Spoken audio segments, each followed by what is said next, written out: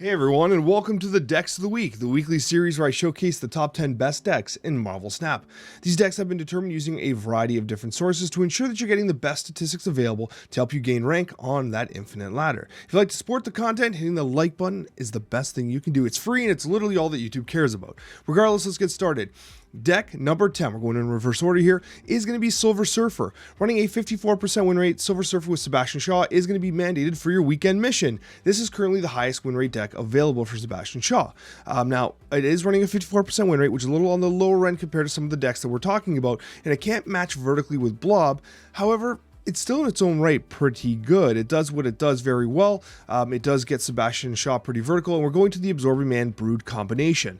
Honestly, it's a decent deck. It just works. The problem is that Blob really is problematic for it. So I do have a bonus deck, which is one of my brews that I intended to make a video on shortly. This is an anti-meta Surfer deck that I've been working on. I've been testing it against the Blob meta, and it's been very successful. Essentially, we're using cards that gain initiative, cards like Mr. Fantastic, Maximus, and obviously you have the Goose, which can prevent the Blob from being played.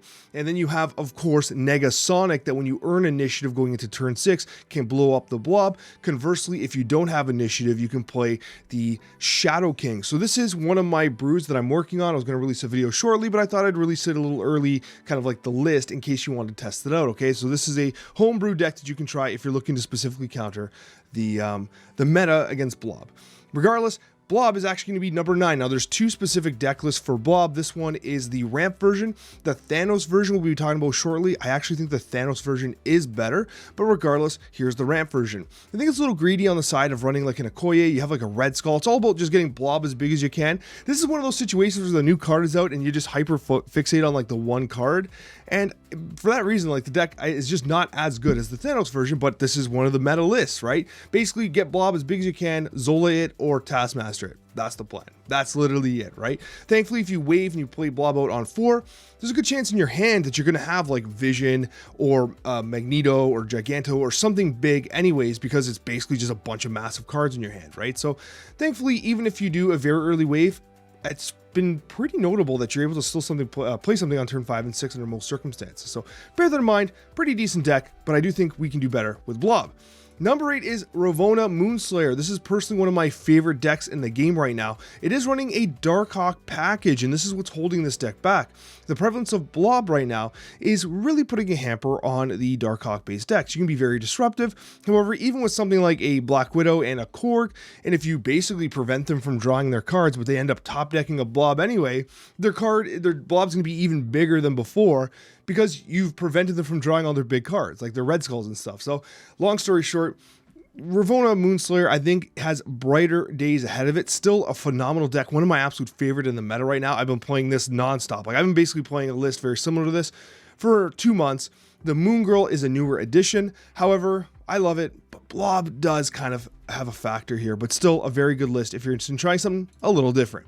Number 7 is Loki by Night. Loki has dropped pretty significantly in play rate. However, he's still notably very good. The Loki by Night deck right now is all about that hand generation, creating as much value for Loki so you can steal their cards and play them with the greatest amount of value.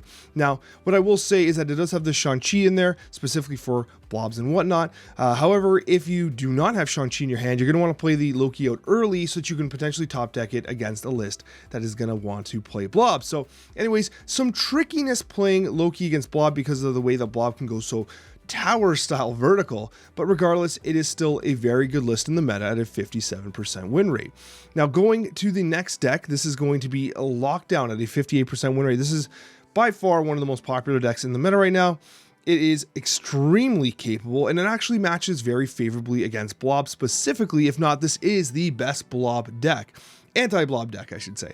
The reason for this is because essentially you have cards that gain initiative, right? Mr. Fantastic, Miss Marvel, and then of course you have the Professor X Lockdown, which gives you the ability to kind of, okay, I've stormed a location, I've Professor X location, I know where they're going so I can Alliath them. This whole thing is about gaining initiative so that you can play Alliath and effectively wipe out their Blob. if they play Blob and it's unrevealed, it just gets destroyed regardless of how big it's going to be. That's the benefit of Alioth here.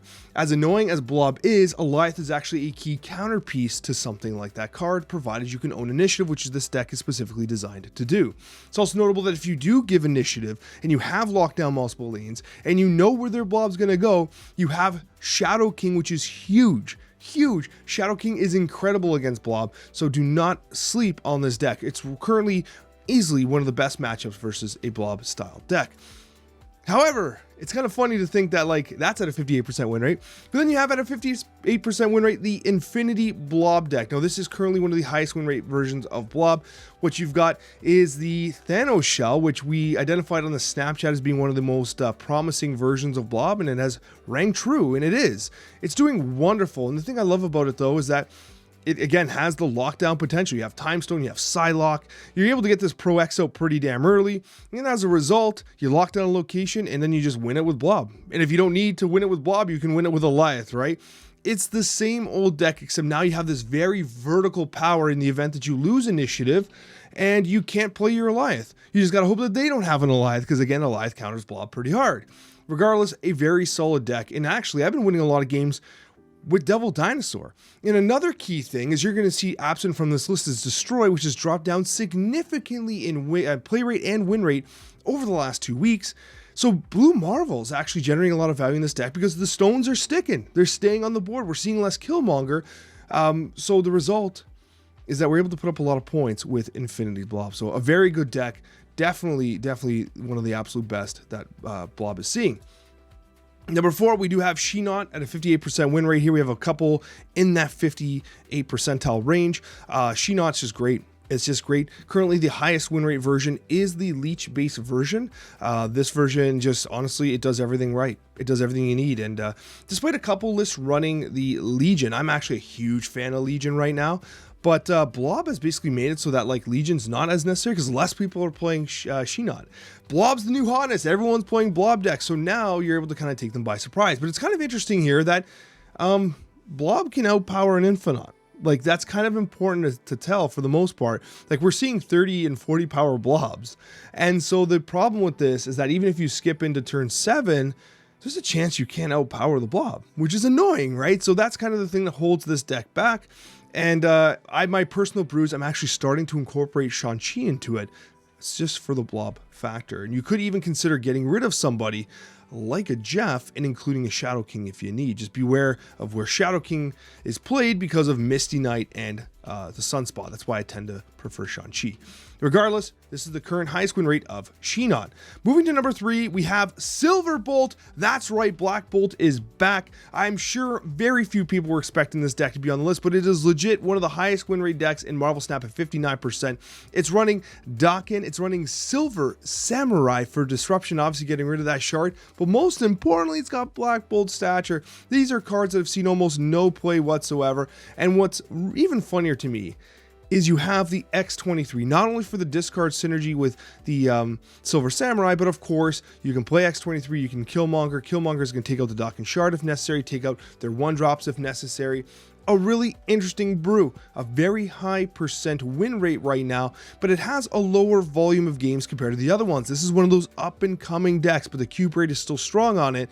So if you're interested in giving something a shot, definitely take a look at this. It's on the rise. Number 2, we have Annie by Night. This should be no surprise. Annihilus has been remarkable in the meta, and it's only gotten better over time. It's aged like fine wine, as people kind of forgot about, oh, like Annihilus. Yeah, that card's supposed to be super good. It is super good. 59% win rate. All you really need is Sentry, Annihilus, and the Hood.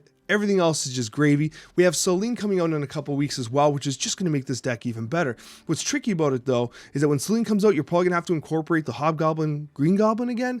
But regardless, that's a conversation for another day. But at 59%, Annie by Night continues to be a very strong option in the current meta. And then we go to our number 1 deck, and I can't even believe it's still number 1, but it is. And it's at a 60% win rate. It's Marvelous Hawk. The cube rate still very high. The win rate still very high, despite the Blob meta. Now, the win rate is kind of coming down because in the last couple weeks, it was hovering on some MMRs like 62%, and it has come down quite a bit. What's notable though, the cube rate hasn't been impacted all that much. I think the reason for this is because once you see a Thanos player, you start to be like, okay, we counter Thanos. Have they drawn their blob yet? And you can disrupt them as much as you can. And that's why we're running Alioth in this deck. Because if you're able to disrupt them and earn initiative, then you're able to, under most circumstances, anticipate where blob's going to be played and Alioth them instead.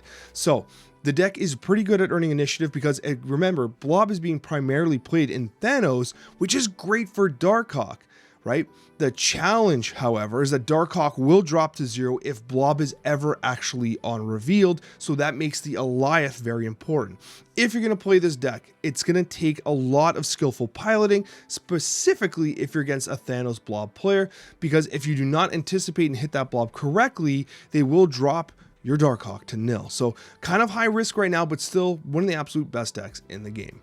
Regardless, guys, I hope this video helped you. Please hit the like button and subscribe if you're not subscribed already. I would really appreciate it. It helps to keep you up to date with the content. Thank you so much, and we'll see you in that next Marvel Snapchat video.